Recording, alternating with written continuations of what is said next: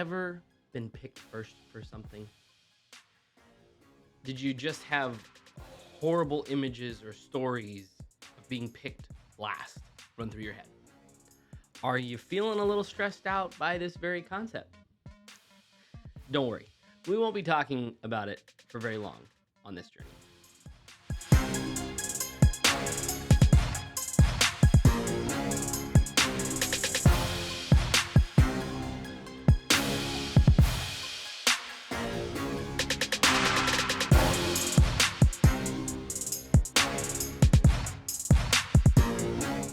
Welcome to Anything Goes, a journey home, a place to find hope, encouragement, inspiration, and motivation to do the same on your journeys wherever they may take you.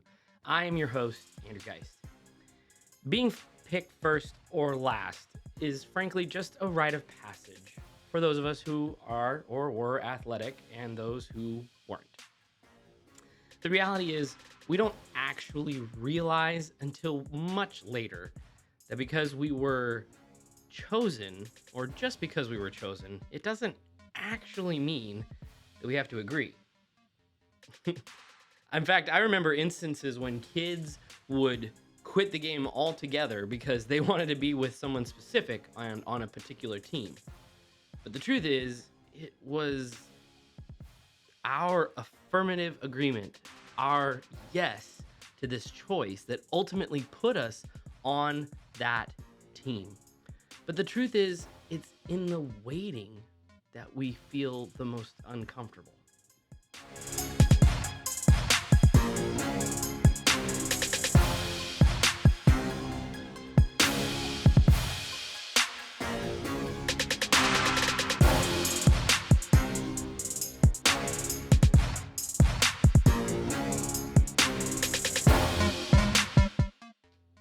An adult version of being picked first or being picked last is much like looking for a job. We apply to a job, and the reality is that in today's day and age, especially here in America, hundreds of, if not hundreds of thousands of people are applying to that job. And the reality is the HR department, the manager, the leader, the senior pastor, the executive pastor, the elder board, you name it, regardless of the environment, is making a choice to hire that person. And it looks different for each job that you're in. The reality is that whether you're being picked or you're being installed, or in the case of ministry, you're being called, the reality is that the waiting is very uncomfortable. It's not fun. I remember when I was in transition from my last church to the church I'm at now, there was so much anxiety, so much worry, so much fear, not knowing what was gonna come next. And then finally, when we came out here, I remember a friend of mine asked me recently, what were you feeling when you got invited out here to audition for this particular job? For those of you who don't know, in worship ministry, some of the times, a lot of churches, when you're dealing with a music minister, a worship pastor, or a musician in general in church, there's usually an audition process. It's just a part of the process. And the reality is that it's really to assess, are you as talented as you should be for being a musician? Now, that can include, but not be limited to, your ability to sing. It can be you playing an instrument. It could be you being a musical director versus an actual worship leader. Churches use a worship leader and a worship pastor in a lot of different ways and find new ways to engage their worship pastors in new ways. The reality is that my answer to that question, how did you feel coming out here? I was terrified. I never moved outside of the state of California. Now, don't get me wrong. I traveled to a lot of places. I've been a great many places in this country, from when I was a young child even till when I was an adult. However, I never lived in a different state other than California. And I'm sure the same can be said for the people thinking about hiring me when I came out here. We live in an era where California and Texas don't get along very well. And that's okay, but there were a lot of presupposed expectations about me and presupposed expectations from my end about the church I was moving to. And all because we were being influenced by the world and the people around us. And the reality is that regardless of what job you're stepping into, you may not have been the first pick of the person or the place that you're being hired at. I don't know if I was the first pick, and it doesn't really matter whether or not I was the first pick or I wasn't the first pick.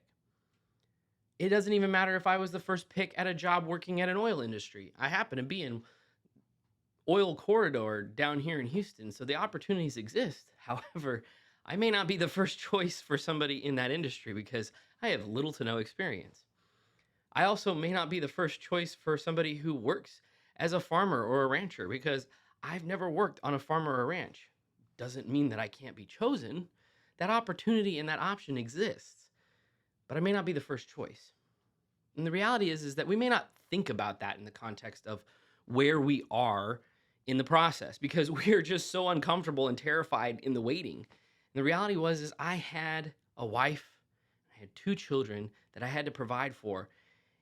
And man, that waiting was scary. Yeah, because I had to move across multiple states to get to where I am now. But at the same time, it was scary because I was entering into a new culture.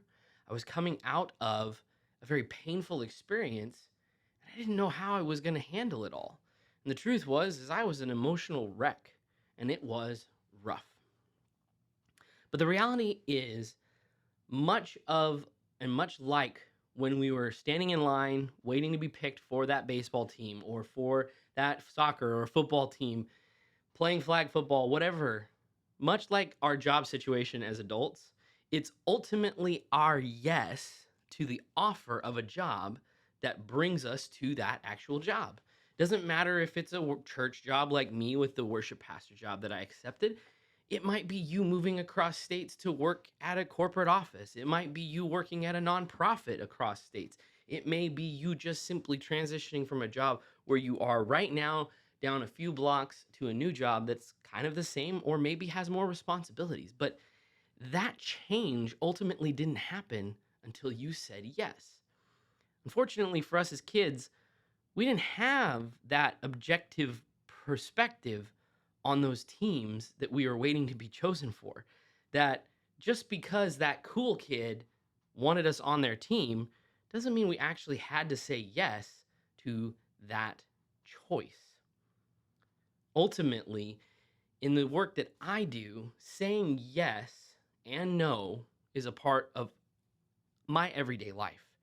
And many of you would probably agree that that's kind of the same for each of us.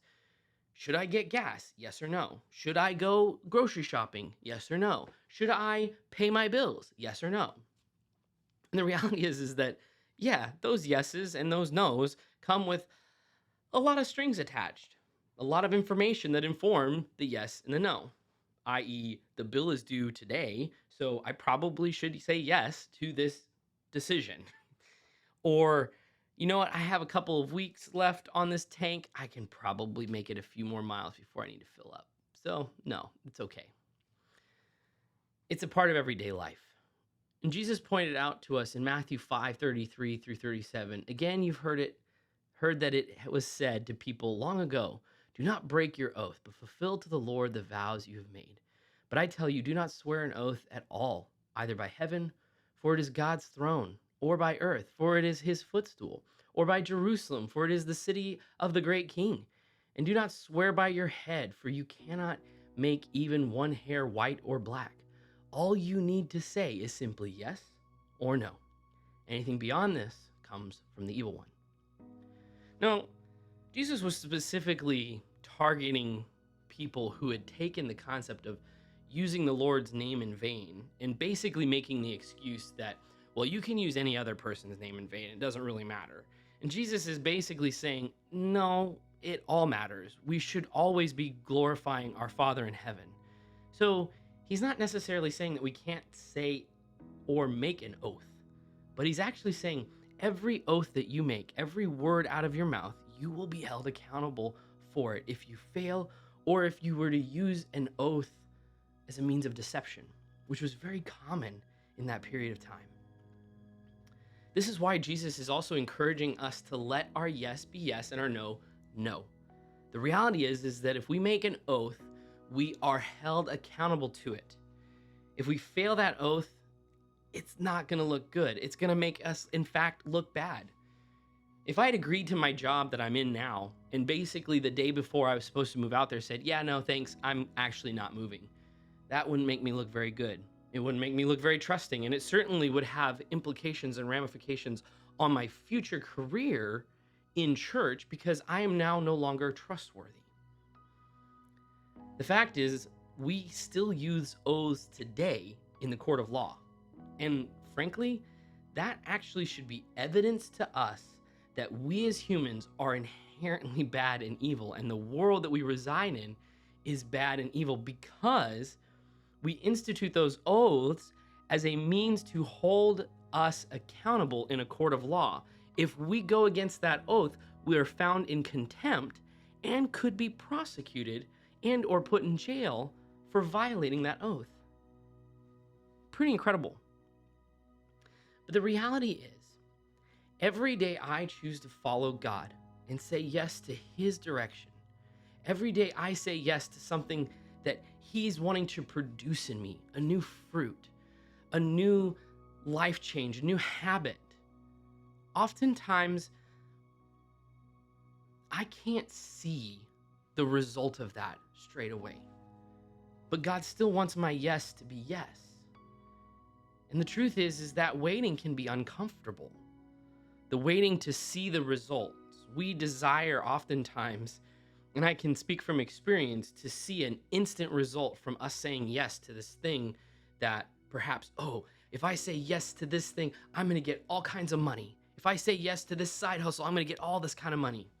If I say yes to this weight loss program, I'm going to lose all this weight tomorrow. The reality is that none of that's true. And just because we've said yes to something does not guarantee an instant result or that we will see that result straight away.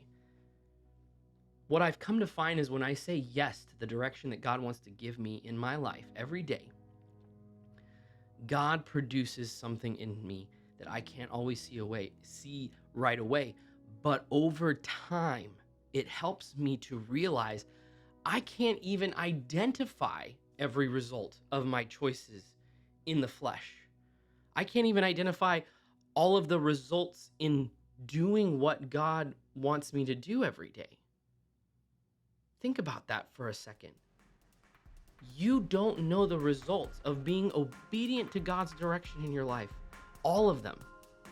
God just promises that He's going to be with you and He's going to produce good things in you because you choose to abide in Him and follow His direction.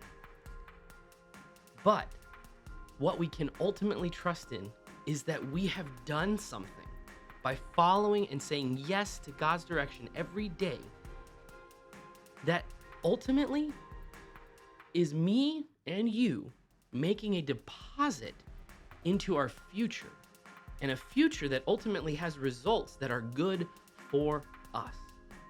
And the other reality is those investments, those deposits that we make towards our future possibly impact my kids, your kids, the generations that follow, and so much more.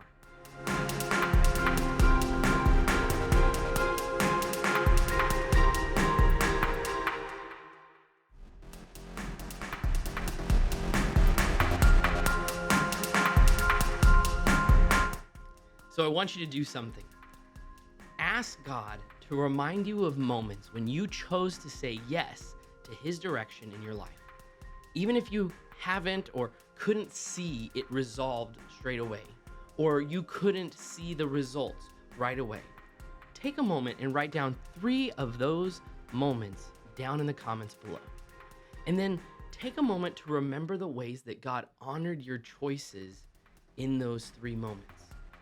Even when it may have been a no, and perhaps you saw the results not work out, or you saw the results and consequences of that no being that God was not in that decision.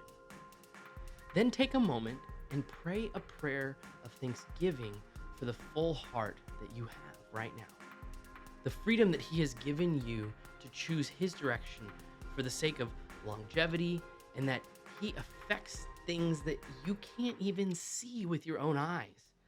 Thank Him for extending a hand to you every day of your life to be a part of His incredible epic story.